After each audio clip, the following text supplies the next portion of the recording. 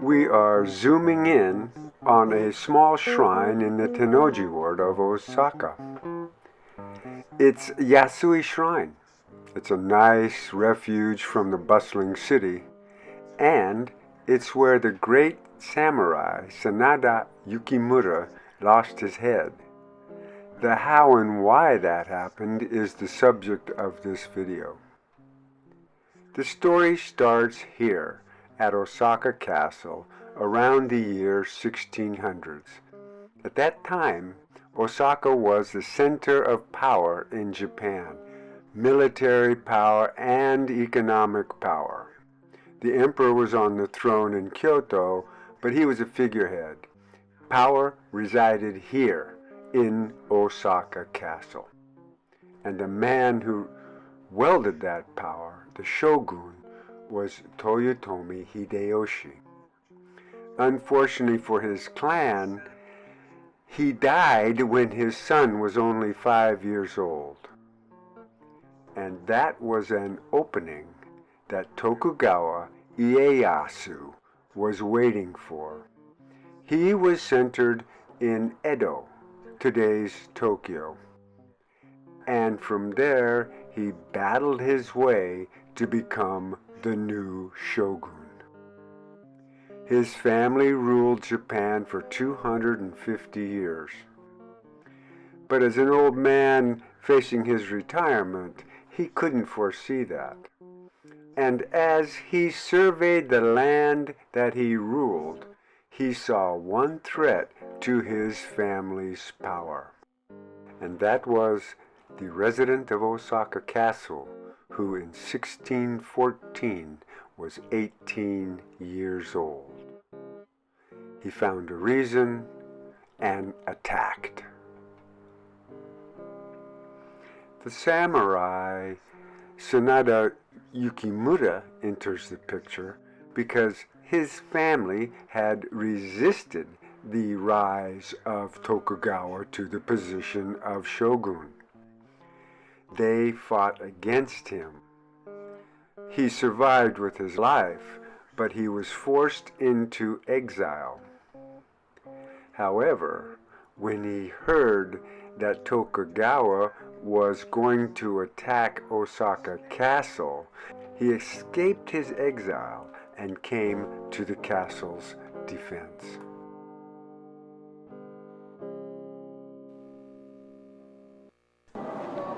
With that as historical background, I'm Jim Jensen, and I'm shooting from Abe no Harukasu, Japan's tallest building.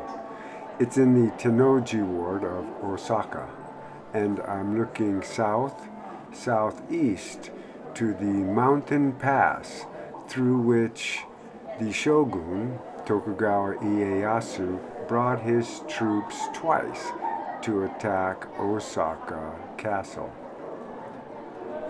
The first time he came through, he was unopposed, and he made his headquarters on Chausuyama, a hill that is now part of Tennoji Park. And from there, he planned his attack on Osaka Castle.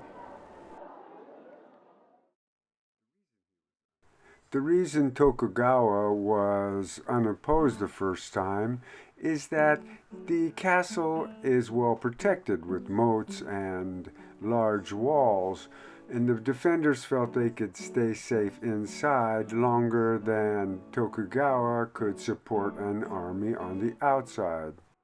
Also, the castle was surrounded by water on 3 sides, so under the guidance of Sanada Yukimura, they built a barrier across the southern exposed side.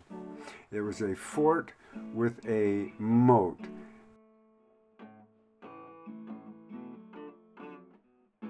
It's not clear what it looked like. This is how it was depicted in a TV drama. And this is a model in the Tennoji ward office. It's also not clear exactly where the fort was. There is a park called Sanada Park with a statue of the samurai. And nearby, on the grounds of Sanada High School, there is a plaque commemorating the spot as where the fort may have been.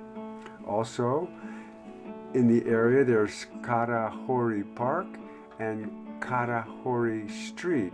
And since Karahori means empty moat, it's an educated guess to say that the fort was around here, the moat ran in this direction to the Yokobori River, which is still there, although it's now under a modern expressway. There's Sanada Maru, there's the river, and on the other side is the outer moat. The strategy to hunker down was a good one. After fierce fighting, the shogun's troops were not able to penetrate the castle's defenses. Unfortunately, they had cannon, primitive cannon. They couldn't destroy the walls, but they could lob cannonballs onto the castle grounds, making life there untenable. So the Osaka army sued for peace. They called it a draw. The shogun and his troops, or most of his troops, withdrew. Some troops remained, however, and they started to dismantle the castle's defenses. They took down Sanada Maru and started filling the outer moat. He was accomplishing through trickery what he could not accomplish militarily. Realizing what was going on, Hideyori called the army back to the castle. This was the pretense the shogun used to attack again. In June of 1615, he brought his troops through the mountain pass for the second time. Because the castle's defenses had been compromised, they could not hunker down and wait him out. They had to confront the shogun's troops before they got to the castle. June 5th at 4 a.m., the fighting started in Domyoji. The Osaka army met the shogun's troops. By 5 o'clock that afternoon, taking heavy losses, Sanada Yukimura called for retreat. There were two other battles that day, one in Yao and one in Wakai, and the results were the same. Outnumbered maybe 3-1, the Osaka army was in full retreat.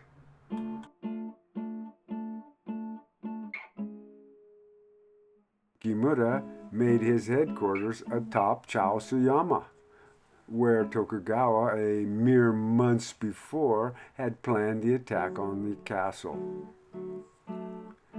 His plan to protect the castle was a simple one.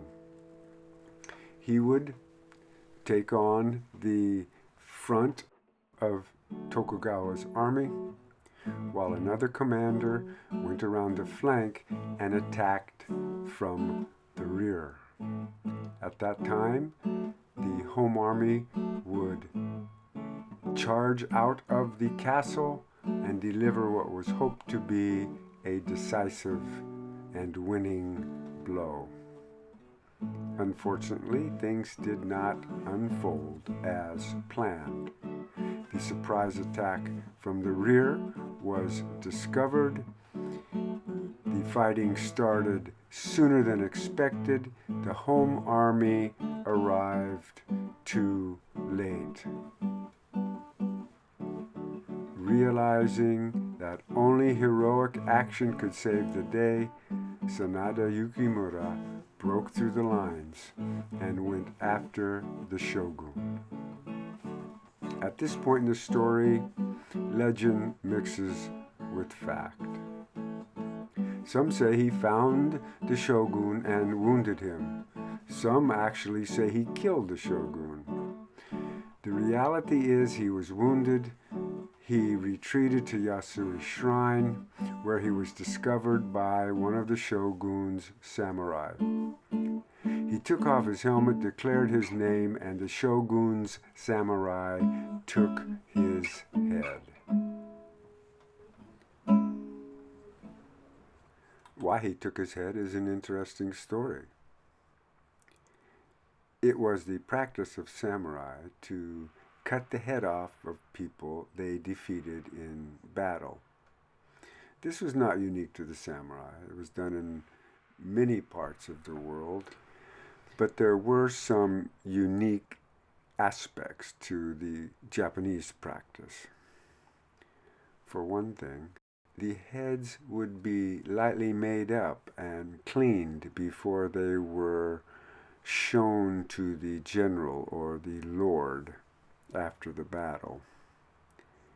And the victorious samurai would get a stipend or a promotion depending on how important the now headless samurai had been.